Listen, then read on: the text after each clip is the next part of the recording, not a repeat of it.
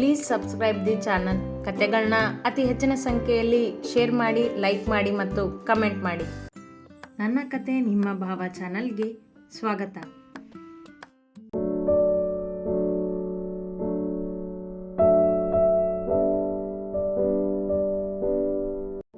ಮಾರನೇ ದಿನ ಮಧ್ಯಾಹ್ನ ಎಲ್ಲರೂ ಊಟ ಮುಗಿಸಿ ಕುಳಿತಿದ್ದರು ಟಿವಿಯ ಮುಂದೆ. ವಿಜಯ್ ಕುಮಾರ್ಗೆ ಜಾಮೀನು ಸಿಕ್ಕಾಗಿತ್ತು. ಅದನ್ನೇ ನೂರಾರು ಬಾರಿ ತೋರಿಸುತ್ತಾ ಅವನ ಬಗ್ಗೆಯೇ ಹೇಳುತ್ತಿದ್ದರು ನ್ಯೂಸ್ನಲ್ಲಿ. ಜಾಮೀನು ಸಿಗೋ ಹಾಗೇನೂ ನೀನೇ ಮಾಡಿದ್ಯಾ ಅಲ್ವಾ? ನಿನ್ನ ಯೋಚನೆನಾದರೂ ಏನೋ ಭಾರ್ಗವ್, ಕೇಳಿದರು ಶರಾವತಿ ಶಾಂತವಾಗಿಯೇ. ಜಾಮೀನು ತಗೊಂಡು ಹೊರಗೆ ಬಂದಿರೋ ಮಾಜಿ MLA ವಿಜಯ್ ಕುಮಾರ್ನ ಮಾತಾಡ್ಸೋದಕ್ಕೆ ಹೋಗೋದೆ ಈಗ ಸದ್ಯದ ಯೋಚನೆ ಅಮ್ಮ ನನಗೆ ಎಂದ. ಅವನನ್ನು ಭೇಟಿ ಮಾಡೋದಕ್ಕ? ಯಾಕೆ? ಅರ್ಥವಾಗದೆ ಗೊಂದಲದಲ್ಲಿ ಕೇಳಿದರು. ಅವರ ಜೊತೆ ಮನೆಯವರಿಗೂ ಅದೇ ಪ್ರಶ್ನೆಯೇ ಮೂಡಿದ್ದು. ಇದೇನಮ್ಮ ಹೀಗೆ ಕೇಳ್ತಿದ್ರಾ? ಜೈಲಲ್ಲಿ ಹೇಗಿದ್ರೋ ಏನೋ ಪಾಪ, ಅವರನ್ನು ವಿಚಾರಿಸ್ಕೊಳ್ಳೋದು ಬೇಡವಾ?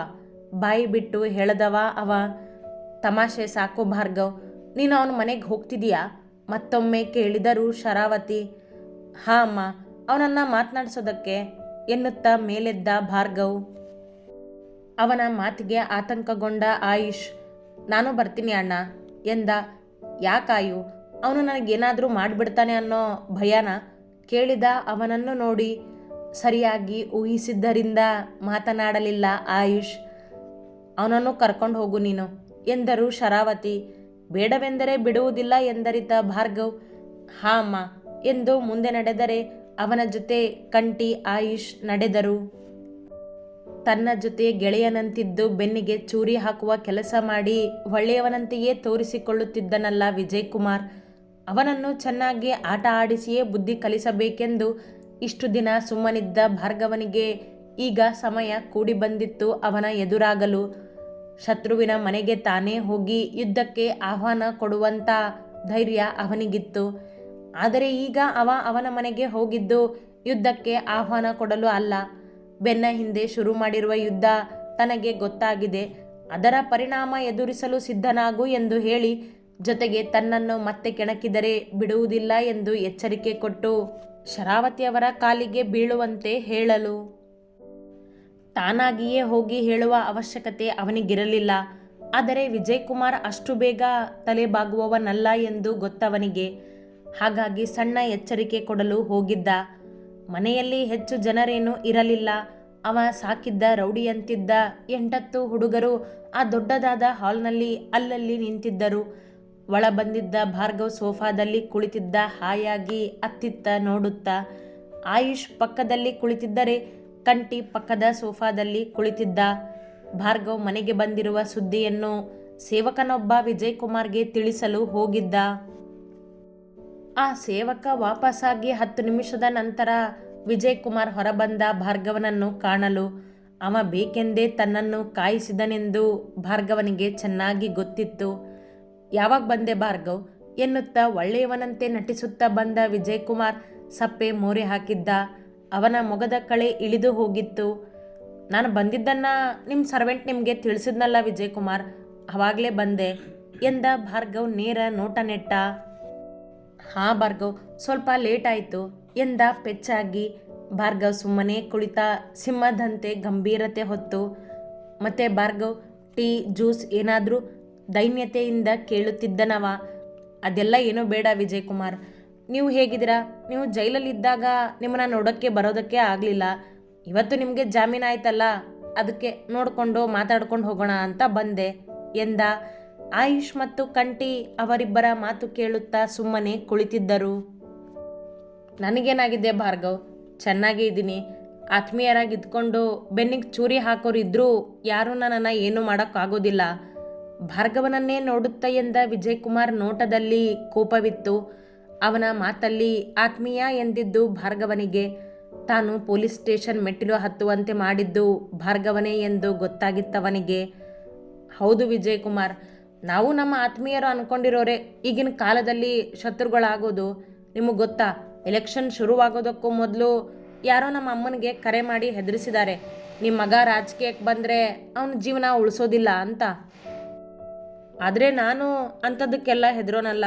ಇನ್ನು ಎಲೆಕ್ಷನ್ ಹತ್ರ ಬಂದಾಗ ಬೆಳಗಿನ ನಸುಕಲ್ಲಿ ನನ್ನ ಮೇಲೆ ಅಟ್ಯಾಕ್ ಕೂಡ ಮಾಡಿಸಿದ್ದಾರೆ ಎಂದ ಅಮಾಯಕನಂತೆ.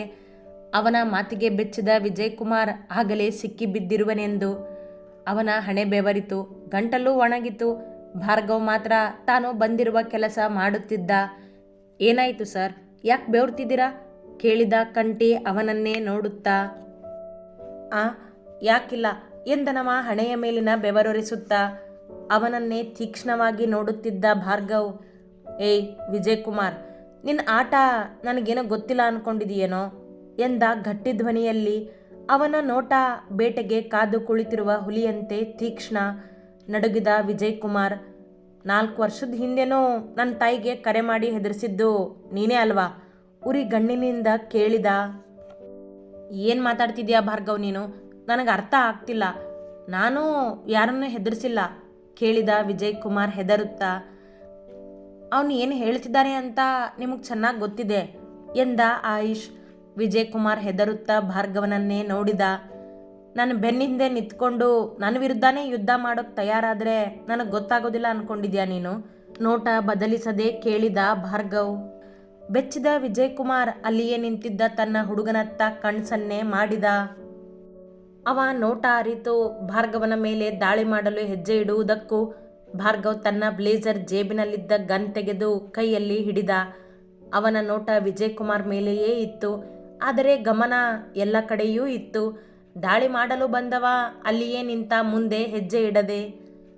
ನಿನ್ನನ್ನು ಈ ಲೆವೆಲಿಗೆ ತಂದಿದ್ದೆ ನಾನು ವಿಜಯ್ ಕುಮಾರ್, ನಾನೇ ನಿನಗೆ ಕೋಚ್ ಅನ್ನೋದನ್ನು ಮರೆತುಬಿಟ್ಟಿದ್ಯಾ ಹೇಗೆ ಎಂದ ಕೈಯಲ್ಲಿದ್ದ ಗನ್ನನ್ನು ನಯವಾಗಿ ಸವರುತ್ತಾ. ಉಸಿರಾಟ ಕೇಳುವಷ್ಟು ಮೌನ ಅಲ್ಲಿ. ಮುಂದೆ ಬಂದ ಹುಡುಗನತ್ತ ನೋಡಿದ ಭಾರ್ಗವ್. ನಾನು ಭಾರ್ಗವ್ ಶರ್ಮಾ ಅನ್ನೋದನ್ನು ತೋರಿಸಿಕೊಡೋ ಅವಶ್ಯಕತೆ ಇಲ್ಲ ಅಲ್ವಾ ನಿನಗೆ ಎಂದ. ಅವನತ್ತ ನೋಟ ಬೆಂಕಿಯ ಕಿಡಿಯಂತಿತ್ತು. ಆತ ಮುಖ ಬಿಗಿದು ನಿಂತಿದ್ದ ಭಾರ್ಗವನನ್ನೇ ದಿಟ್ಟಿಸುತ್ತಾ. ತೆಗೆಯೋ ಕಾಲ್ ಹಿಂದೆ ಜೋರು ಮಾಡಿದ ಭಾರ್ಗವ್ ಅವನನ್ನೇ ನೋಡುತ್ತಾ. ಅವ 2 ಹೆಜ್ಜೆ ಹಿಂದೆ ಸರಿದು ನಿಂತ. ಈಗ ಭಾರ್ಗವನ ತೀಕ್ಷ್ಣ ನೋಟ ಮತ್ತೆ ವಿಜಯ್ ಕುಮಾರ್ ಮೇಲೆಯೇ. ಆ ನೋಟ ಅರಿತ ವಿಜಯ್ ಕುಮಾರ್, ಈಗ ನಾನು ಏನು ಮಾಡಬೇಕು ಭಾರ್ಗವ್ ಎಂದು ಕೇಳಿದ. ದಾರಿಗೆ ಬಂದನವ ಈಗ. ಫೋನ್ ಮಾಡಿ ನನ್ನ ತಾಯಿಗೆ ಹೆದರಿಸಿದ್ಯಾ ಅಲ್ವಾ ನೀನು, ಅಷ್ಟೇ ಸರಳವಾಗಿ ಬಂದು ಅವ್ರ ಕಾಲಿಗೆ ಬಿದ್ದು ಕ್ಷಮೆ ಕೇಳು ಎಂದ ಅವನನ್ನೊಮ್ಮೆ ನೋಡಿ. ಓಕೆ, ನೀನು ಹೇಳ್ದಾಗೆ ಕೇಳ್ತೀನಿ, ಸ್ವಲ್ಪ ಸಮಯ ಕೊಡು ನನಗೆ ಎಂದ ಬೇಡುವಂತೆ. ಕ್ಷಮೆ ಕೇಳೋದಕ್ಕೆ ಸಮಯ ಯಾಕೆ ಬೇಕು ಕೇಳಿದ ಆಯುಷ್. ಭಾರ್ಗವ್ ಹಾಗೆ ಕುಳಿತಿದ್ದ. ಅವನ ಕೈಯಲ್ಲಿದ್ದ ಗನ್ ಮಿಸುಕಿರಲಿಲ್ಲ. ನಾನು ಇವತ್ತಿನ್ನೂ ಜೈಲಿಂದ ಹೊರಗೆ ಬಂದಿದ್ದೀನಿ, ಫ್ಯಾಮಿಲಿನ ಮೀಟ್ ಮಾಡಿಲ್ಲ, ಅವರೆಲ್ಲ ಊರಲ್ಲಿದ್ದಾರೆ. ಮೊದಲು ಅವ್ರನ್ನ ಭೇಟಿ ಮಾಡಿಕೊಂಡು ಬರ್ತೀನಿ, ಆಮೇಲೆ ಖಂಡಿತ ನಿನ್ನ ಮನೆಗೆ ಬಂದು ಮೇಡಮ್ ಕಾಲಿಗೆ ಬಿದ್ದು ಕ್ಷಮೆ ಕೇಳ್ತೀನಿ ಎಂದ ಅಂಗಲಾಚಿ. ಬರಲೇಬೇಕು ನೀನು, ಬರೆದಿದ್ರೆ ನಾನು ನಿನ್ನನ್ನು ಬಿಡಬೇಕಲ್ಲ. ನೀನು ಎಲ್ಲೇ ಇದ್ದರೂ ನನ್ನ ಕಣ್ಣಿಂದ ತಪ್ಪಿಸ್ಕೊಳ್ಳೋದಕ್ಕೆ ಆಗೋದಿಲ್ಲ ಅನ್ನೋದನ್ನು ನೆನಪಿಟ್ಕೋ ಎಂದ ಭಾರ್ಗವ್ ಎಚ್ಚರಿಕೆ ಕೊಡುತ್ತಾ. ನಿನ್ನ ಬಗ್ಗೆ ನನಗೆ ಚೆನ್ನಾಗಿ ಗೊತ್ತಿದೆ ಭಾರ್ಗವ್, ನೀನು ಡೇಂಜರ್ ಅಂತ ಗೊತ್ತಿದ್ರೂ ನಾನು ಇದನ್ನೆಲ್ಲ ಮಾಡಿ ತಪ್ಪು ಮಾಡಿದೆ. ಅದಕ್ಕೆ ಸರಿಯಾದ ಶಿಕ್ಷೆ ನೀನು ಕೊಟ್ಟಿದೀಯಾ. ಈಗ ಇದರಿಂದ ಹೊರಗೆ ಬರ್ತೀನೋ ಇಲ್ವೋ ಗೊತ್ತಿಲ್ಲ ನನಗೆ, ಅದಕ್ಕೆ ಸಾರಿ ಕೇಳ್ತೀನಿ. ನಾನು ನಿಮ್ಮ ತಾಯಿ ಹತ್ರನೂ ಸಾರಿ ಕೇಳ್ತೀನಿ ಎಂದ ಮತ್ತೆ ಮತ್ತೆ ಬೇಡುತ್ತಾ. ಅವನ ಮಾತಿಗೆ ಮೇಲೆದ್ದ ಭಾರ್ಗವ್. ಇದೇ ಮಾತು ಅನ್ನೋದು ನೆನಪಿರಲಿ ನಿನಗೆ ಎಂದವ ಗನ್ ತನ್ನ ಜೇಬಲ್ಲಿಟ್ಟು ನಿಂತು ಅಲ್ಲಿಯೇ ನಿಂತಿದ್ದ ಹುಡುಗನತ್ತ ನೋಟ ಬೀರಿದವ ಬಾಗಿಲತ್ತ ಹೆಜ್ಜೆ ಇಟ್ಟ. ಆಯುಷ್ ಮತ್ತು ಕಂಟಿ ಅವನ ಹಿಂದೆ ನಡೆದರು. ಈ ಭಾರ್ಗವ್ನ ಹಾರಾಟ ಜಾಸ್ತಿನೇ ಆಗಿದೆ ಅಲ್ವಾ ಸರ್ ಕೇಳಿದ ಆ ಹುಡುಗ ವಿಜಯ್ ಕುಮಾರ್ನನ್ನು. ಹಾರಲಿ ಬಿಡು ಮಂಜ, ಇಷ್ಟರಲ್ಲೇ ಕಟ್ ಮಾಡ್ತೀನಿ ಅವನ ರೆಕ್ಕೆನ. ಅವನು ಎಲ್ಲಿಗೆ ಹೋಗ್ತಾನೆ ಏನು ಮಾಡ್ತಾನೆ ಅಂತ ತಿಳ್ಕೊಳ್ಳೋದಕ್ಕೆ ನಮ್ಮ ಕಡೆ ಹುಡುಗನ್ನ ಅವನ ಹಿಂದೆ ಬಿಡು ಎಂದ ವಿಜಯ್ ಕುಮಾರ್. ಮತ್ತೆ ತನ್ನ ಬಣ್ಣ ಬದಲಾಯಿಸಿದ. ಏನು ಮಾಡಬೇಕು ಅಂದ್ಕೊಂಡಿದ್ರಾ ಸರ್ ನೀವು? ಮೈಸೂರಿನ ಕಿಂಗ್ ಅಂತ ಮೆರೆಯೋ ಆ ಭಾರ್ಗವ್ನ ಜೀವ ಬೇಕು ನನಗೆ ಹಲ್ಲು ಕಡಿಯುತ್ತ ಎಂದ ವಿಜಯ್ ಕುಮಾರ್. ತಾನು ಜೈಲಿಗೆ ಹೋಗಿದ್ದು ಭಾರ್ಗವನಿಂದ ಎಂದು ಗೊತ್ತಾದಾಗಲೇ ಕೋಪ ಉಕ್ಕಿತ್ತವನಿಗೆ ಭಾರ್ಗವನ ಮೇಲೆ. ಇನ್ನೂ ಹೊರಬರುತ್ತಲೇ ಅವನ ವಿರುದ್ಧ ಯೋಜನೆ ಹೂಡುವ ಮೊದಲೇ ಭಾರ್ಗವ್ ಭೇಟಿ ಕೊಟ್ಟು ಹೋದ ಅವನ ಮನೆಗೆ.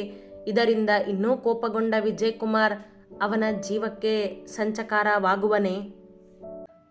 ಅತಿ ಹೆಚ್ಚಿನ ಕಥೆಗಳಿಗಾಗಿ ಹಿಂಬಾಲಿಸಿ ಪ್ರತಿಲಿಪಿ ಆ್ಯಪ್ನಲ್ಲಿ ಪ್ರತಿಮಾ SH ಅವರನ್ನು.